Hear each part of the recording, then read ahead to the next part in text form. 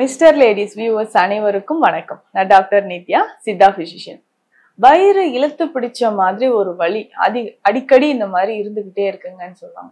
இப்போ வயிறு வலி இருக்கக்கூடிய சமயங்கள்ல பொதுவா இது குழந்தைகள்ல இருந்து பெரியவர்கள் வரைக்கும் இந்த பிரச்சனை இருக்கும். ஸோ வயிறு எனக்கு இழுத்து பிடிச்ச மாதிரி வலி இருக்கு, என்னன்னே தெரியல, ரொம்ப ஹீட் ஆன மாதிரி இருக்கு அப்படின்னு ஃபீல் பண்ணுவாங்க.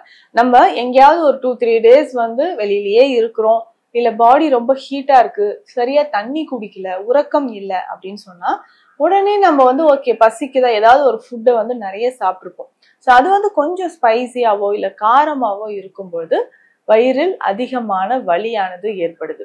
இந்த வயிறு வலி எப்படி இருக்கும்னா இழுத்து பிடிச்ச மாதிரி இருக்கும். ஆனா இதுவே ஒரு சிலருக்கு அல்சர் இருக்கு, இரிட்டபிள் பவல் சிண்ட்ரோம் இருக்கு அப்படின்னா ரொம்ப கவனமா இருக்கணும். அவங்களுக்குமே இந்த சிம்டம்ஸ் தெரியும். திடீர்னு என்ன ஆகும்னா சாப்பிட்ட உடனே வயிறு இழுத்து பிடிச்ச மாதிரி ஒரு வலி இருக்கும். தாங்கவே முடியலைங்க. இந்த பெயின் ஃபர்ஸ்ட் ரைட் சைடு இருந்தது, இப்போ லெஃப்ட் சைடு நமக்கு இருக்கு, திரும்பவும் அடி வயிற்றுல வலிக்குது, தொப்புல சுத்தி இழுத்து பிடிச்ச மாதிரி ரொம்ப வலிக்குதுன்னு சொல்லுவாங்க. இந்த மாதிரி வயிறுல அசௌகரியம் இருக்கும்போது ஐபிஎஸ் அப்படின்ற கண்டிஷனும் நிறைய பேருக்கு இருக்கும். ஐபிஎஸ் அப்படின்னு சொன்னா இரிட்டபிள் பவல் சிண்ட்ரோம். ஸோ நம்ம உடல்ல உஷ்ணம் அதிகமாகும் போது இந்த ஐபிஎஸ் அப்படின்ற கண்டிஷன் இருக்கும். சாப்பிட்ட உடனே அடிக்கடி மோஷன் போற மாதிரியான ஒரு உணவு செரிமானமே ஆகலைங்க, சரியாவே டைஜஷன் ஆகல, சாப்பிட்ட உணவு அப்படியே வயிறு இழுத்து பிடிச்சிட்டு இருக்கு, மோஷன் உடனே வந்துருது, திரும்ப 1 hour 2 hour ஓகே, திரும்பவுமே வயிறு வலிக்குது. இந்த மாதிரியான பிரச்சனைகளும் நிறைய பேருக்கு இருக்கு. ஸோ இந்த ஐபிஎஸ் கண்டிஷனோ இல்ல உடல் உஷ்ணத்தினால அதிகமா மோஷன் போகும்போது ஒரு எரிச்சலோ நிறைய பேருக்கு இருக்கும். இது தொடர்ந்து பார்த்தோம்னா ஆசனவாய் பகுதியில நிறைய பேருக்கு இந்த பைல்ஸோ ஃபிஷர்ஸோ ஃபிஸ்டுலா இந்த மாதிரி இருக்கும். ஆனோரெக்டல் ஆப்சஸ் நிறைய பேருக்கு சின்ன கட்டிகள் இருக்கிற மாதிரி இருக்கும். இதுவுமே நம்ம உடல் உஷ்ணம் அதிகரித்தினாலையும் இல்ல செரிமானம் சரியா நடக்கலைன்னா அதனால வரக்கூடிய பிரச்சனை தான். ஏன்னா இது மொத்தமா கான்ஸ்டிபேஷன் அப்படின்ற பிரச்சனை. ஸோ இந்த கான்ஸ்டிபேஷன் அதிகமா இருக்கும்போது சரியாமை அப்படின்ற ஒரு பிரச்சனை ஏற்பட்டு நமக்கு கொஞ்சம் கொஞ்சமாக அதிகமான பாதிப்புகளை அது உண்டாக்குது. சரி, கொஞ்சம் கொஞ்சமான பாதிப்புகளை உண்டாக்கும் பொழுது நம்ம என்ன பண்ணலாம், உணவு முறையில என்னென்ன மாற்றங்களை நம்ம கொண்டு வரலாம் அப்படின்னு பார்க்கலாம். இந்த உணவு முறை அப்படின்னு சொல்லும்போது ரொம்ப முக்கியம். ஸோ இந்த மாதிரி அடிக்கடி வயிறு வலிக்குது, இழுத்து பிடிச்சிருக்கா அப்படின்னா வசம்பு, மறக்காம வசம்பு சாப்பிடணும். இந்த வசம்பு என்ன செய்யும் அப்படின்னு பார்த்தோம்னா நம்ம குழந்தை பருவத்திலே தெரியும், குழந்தைகள் அழுதாலே வசம்பு விளக்குல சுட்டு கரியாக்கி தாய்ப்பால்ல இழைச்சி நாக்குல தடவி விடுவாங்க, தொப்புல சுத்தி தடவி விடுவாங்க. ஸோ அந்த மாதிரி வயிறு நமக்கு எப்போதாவது இழுத்து பிடிச்சி வலி அதிகமா இருக்கு, அடுத்தது இரிட்டபிள் பவல் சிண்ட்ரோம் அப்படின்னு சொல்லக்கூடிய கண்டிஷன். இந்த கண்டிஷனும் இருந்ததுன்னா வசம்பை நம்ம பயன்படுத்தலாம். இந்த வசம்பை எப்படி பயன்படுத்த போறோம், நல்லா சுட்டு கரியாக்கி பவுடர் பண்ணி எடுத்து வச்சுக்கணும்.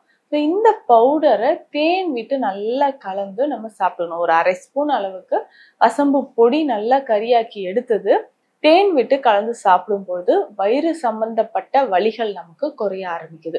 வயிறு சம்பந்தப்பட்ட வலிகள் அப்படின்னா இந்த மாதிரி இழுத்து பிடிக்கிறது, அடிக்கடி மோஷன் போறது, ஸோ மலத்துல பார்த்தோம்னா சளி கலந்து வெளியேற மாதிரி இருக்கும். ஏன்னா நம்ம கிட்ட ட்ரீட்மெண்ட் வரக்கூடிய பெரும்பாலும் நான் கவனிச்சிருக்கேன், சொல்லுவாங்க, இதையே சொல்லுவாங்க, மேம் எனக்கு சாப்பிட்டோன்னே கொஞ்சமா மோஷன் போறேன், அது செமி சாலிடா இருக்கு, கொஞ்சம் கொலகொலப்பா இருக்கிற மாதிரியும், ஸோ மியூக்கஸ் கலந்து வெளியில வர மாதிரியும், கலர் கொஞ்சம் டார்க்கா பிளட் இருக்கிற மாதிரி இருக்குன்னு சொல்லுவாங்க. ஸோ அதுல ஒரு சிலருக்கு என்னன்னா இன்டெஸ்டைன், குடலோட உள்பகுதியில இருக்கக்கூடிய அந்த சின்ன சின்னதான மியூக்கஸ் மெம்பரைன்ஸ் சிதைந்து வெளியில வர மாதிரி இருக்கும். ஸோ இது மோஷனோட சேர்ந்து வெளியில வர மாதிரி நிறைய பேருக்கு இருக்கு. ஸோ இதற்கு என்ன பண்ணலாம்னா நான் சொன்ன மாதிரி வசம்பு சாப்பிடலாம். இல்ல இதை தாண்டி நம்ம வேறு என்ன பண்ணலாம் அப்படின்னா தினமும் கொஞ்சம் கொஞ்சமாக நாட்டு மாதுளை ஜூஸ் நம்ம பருகிட்டு வரணும். நாட்டு மாதுளை ஜூஸ் அப்படின்னு சொல்ற ஒரு விஷயம் நம்ம உடல்ல, அதாவது தோற்பு சக்தி அதிகமா இருக்கக்கூடியது. ரொம்ப வயிறு வலி இருக்கு, மோஷன் போகுதுன்னா மாதுளை ஜூஸ் நம்ம ஒரு 200 ml அளவுக்கு தண்ணீர் மட்டுமே சேர்த்து, வேற இனிப்பு எதுவுமே பால் அது எதுவுமே சேர்க்க வேண்டாம், நம்ம அந்த மாதிரி சாப்பிடும்போது உடல்ல ஆரோக்கியமாக வயிறு சம்பந்தப்பட்ட பிரச்சனைகள் நமக்கு குணமாக ஆரம்பிச்சிடும். ஸோ இதை தாண்டி வயிறு பிரச்சனை, வயிறு இழுத்து பிடிச்ச மாதிரி இருக்குன்னா அதற்கேற்ற சிகிச்சை முறைகள் சித்த மருத்துவத்துல நம்ம ஃபாலோ பண்ணிக்கலாம். பேசிக்கா இதுக்கு பார்த்தோம்னா சுண்டை வற்றல் சூரணம் பயன்படுத்து. அதிகமான வயிறு வலி, வயிற்று போக்கு இதை சரி செய்யறதுக்கு நமக்கு சுண்டை வற்றல் சூரணம் பயன்படுது. இதனோட சேர்த்து நம்ம வேற என்ன மூலிகை சாப்பிடலாம், இல்ல உணவு முறைகளை வந்து பார்த்தோம்னா மோர் ரொம்ப சிறந்தது மோர் அப்படின்னு சொல்லலாம். இந்த மோர்ல என்னென்ன மூலிகைகள் சேர்த்து கலந்து குடிச்சா நமக்கு ரொம்ப நல்லது, இதுவும் நம்ம தெரிஞ்சுக்கலாம். பேசிக்கா பார்த்தோம்னா இதுல வந்து நம்ம கொஞ்சமா தினந்தோறும் அந்த மோரோட இளநீர் கொஞ்சம் கலந்துக்கலாம். அடுத்தது கற்றாழை சாறு கொஞ்சம் கலந்துக்கலாம். மோர், இளநீர், கற்றாழை சாறு இது மூன்றுமே எடுத்து நம்ம நல்லா கலந்து குடிச்சிடணும். ஸோ காலை நேரத்துல நம்ம தினம்தோறும் இதை குடிச்சுக்கிட்டே வரும்போது அந்த இரிட்டேஷன், ஸோ வயிறு பகுதியில இருக்கக்கூடிய அந்த இரிட்டேஷன் கொஞ்சம் கொஞ்சமாக குறைய ஆரம்பிக்கும். ஸோ இதை தாண்டி பார்த்தோம்னா நான் சொன்ன மாதிரி சுண்டை, வற்றல், சூரணம் பயன்படுத்தலாம். அதற்கு அடுத்ததாக வந்து பார்த்தோம்னா ஏலாதி சூரணம் ரொம்ப சிறந்த ஒரு மருந்து. ஸோ வயிறு அடிக்கடி வலிச்சு இந்த மாதிரி மோஷன் போகுது, வயிறு வலி தாங்க முடியல, இன்டைஜஷன் இருக்கு அப்படின்னா இதற்கு நம்ம ஏலாதி சூரணம் பயன்படுத்தலாம். ஒரு 1/2 ஸ்பூன் அளவுக்கு எடுத்து பால்ல கலந்து காலை இரவு 2 வேளை நம்ம பருகிக்கிட்டே வரணும். ஸோ இந்த மாதிரி பருகும் பொழுது வயிறு பகுதியிலோ வயிறு இரிட்டேஷனோ நமக்கு குறைய ஆரம்பிக்கும். சரிங்க, எனக்கு மோஷன் போகும்போது எரிச்சல் இருக்கு, ஒரு மாதிரி சளி கலந்த மாதிரி வெளியேறுது அப்படின்னு சொன்னோம்னா இதற்கு முக்கியமாக 2 மூலிகை நமக்கு பயன்படும். ஒண்ணு வந்து ஓரிதழ் தாமரை, இன்னொன்னு கடுக்காய்.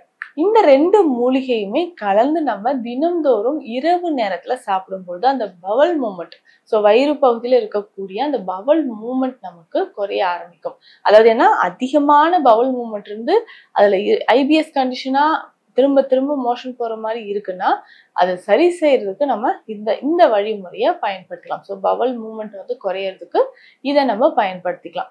இதற்கு அடுத்தது பார்த்தோம்னா இந்த மோஷன் நார்மலா இருக்கணும், ஆசனவாய் பகுதியில எரிச்சல் இருக்கக்கூடாது அப்படின்னு நினைச்சோம்னா துத்தி இலையும் வேப்ப இலையும் தண்ணீர்ல போட்டு நல்லா கொதிக்க வைக்கணும். பாதி கொதிச்சதுக்கு அப்புறம் சின்ன துண்டு அளவுக்கு படிகாரம் இல்லைன்னா படிகார நீர் சேர்த்து அதை கொதிக்க வச்சு அந்த தண்ணியை எடுத்து ஆசனவாய் பகுதியில நம்ம வாஷ் பண்ணிட்டே வரணும்.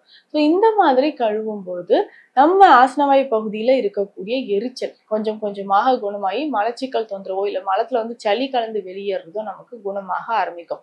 ஸோ குடல் பகுதியில இருக்கக்கூடிய கழிவுகளை வெளியேற்றுவதற்கும் வயிறு வலி மற்றும் அடிக்கடி வயிறு இழுத்து பிடிச்ச மாதிரி இருக்குங்க அப்படின்னு ஃபீல் பண்ணீங்கன்னா ஸோ இந்த மருத்துவ குறிப்புகளை ஃபாலோ பண்ணுங்க, நிச்சயம் நமக்கு பலன் தரும். மீண்டும் அடுத்த பதிவில் சந்திக்கலாம். நன்றி.